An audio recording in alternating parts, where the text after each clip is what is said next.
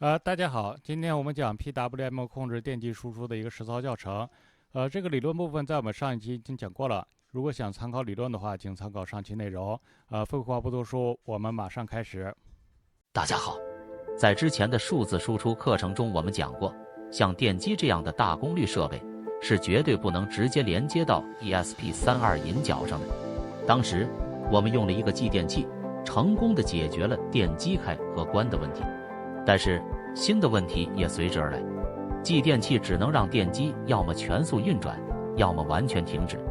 如果我们想让它转得快一点，或者慢一点，该怎么办呢？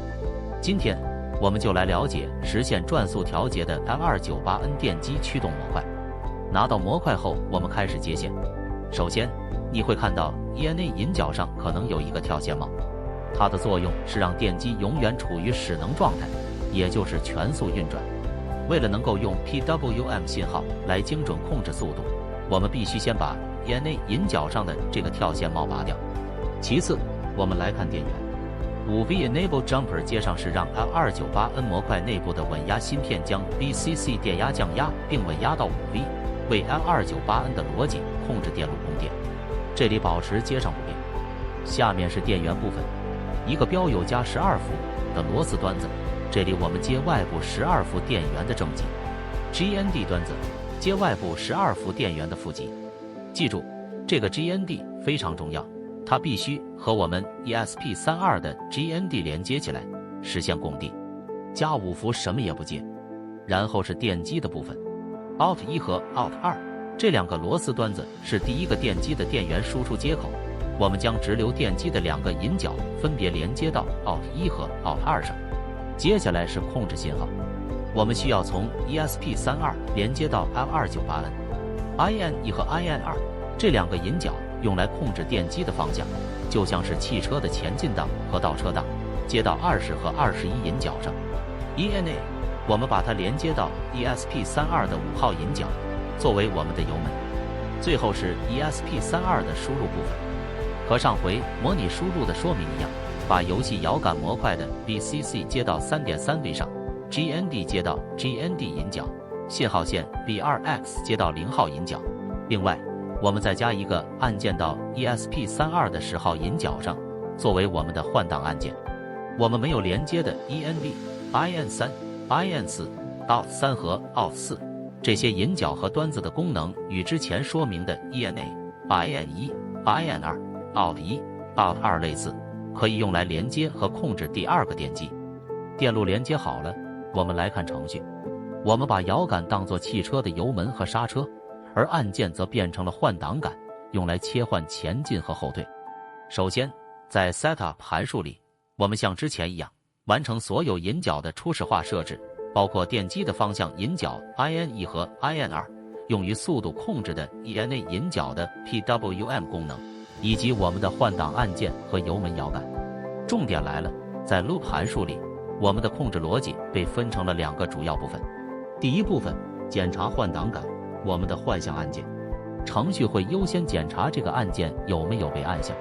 当我们按下它时，为了安全和稳定，程序会执行一套非常智能的换向流程。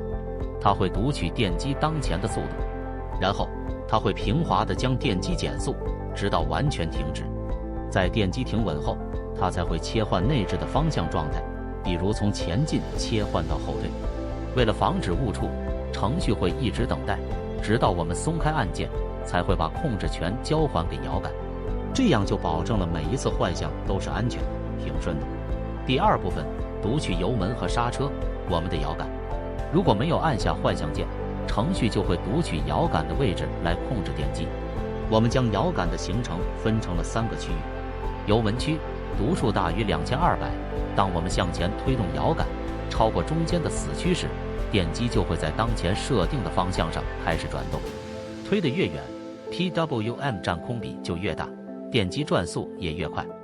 滑行死区1000至2200，当摇杆位于中间位置时，程序会切断供给电机的动力， PWM 输出为0，让电机在惯性作用下自由滑行停止。刹车区，读数小于1000，当我们向后拉动摇杆进入这个区域时，就会触发主动电磁刹车。程序会让 IN1 和 IN2 同时变为低电平，这会短接电机两端，产生强大的制动力，让电机迅速、强制的停止，比滑行停止要快得多。总的来说，我们实现了一套更高级，也更符合直觉的操控系统。一个按键负责换向，一个摇杆负责加速、滑行和刹车。好，现在系统已经启动了，默认是前进的。我们先来试试油门。大家看，我向前轻推摇杆，超过中间的位置，电机就开始转动了。我推得越远，它的转速就越快。这就是我们的油门，动力随叫随到。现在我松手，摇杆回到中间的滑行死区，动力被切断，电机就会像这样依靠惯性慢慢停下来。这是最常见的一种停止方式。但如果我们想立刻停下呢？这时候就需要刹车了。注意看，现在我向后拉，刹，看到没有？电机几乎是瞬间就停住了。这就是我们设定的刹车区，它执行的是主动电磁刹车，效果比滑行停止要强力得多。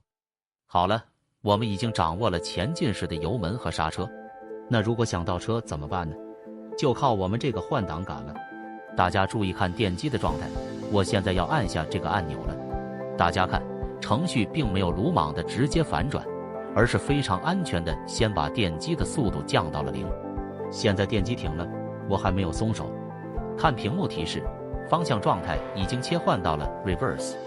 好，现在我松开按键，松手之后，控制权才重新交给摇杆。现在我们再推油门试试，看，电机现在就向反方向转动了。我们成功地完成了一次非常安全、平顺的换向，这就是我们代码设计的精髓所在。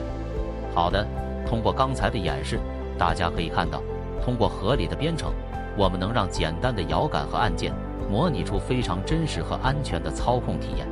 从油门、滑行、刹车，再到智能换向，所有这些功能都由我们这块小小的 ESP32 精准地控制着。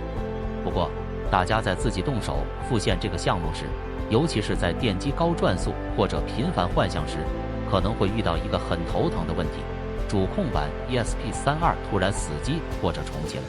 请注意，这往往不是我们代码逻辑的 bug， 而是涉及到电源噪声、反向电动式干扰等等更深入的硬件电子理论和排查技巧。想要稳定地驱动一个电机，里面的学问可不小。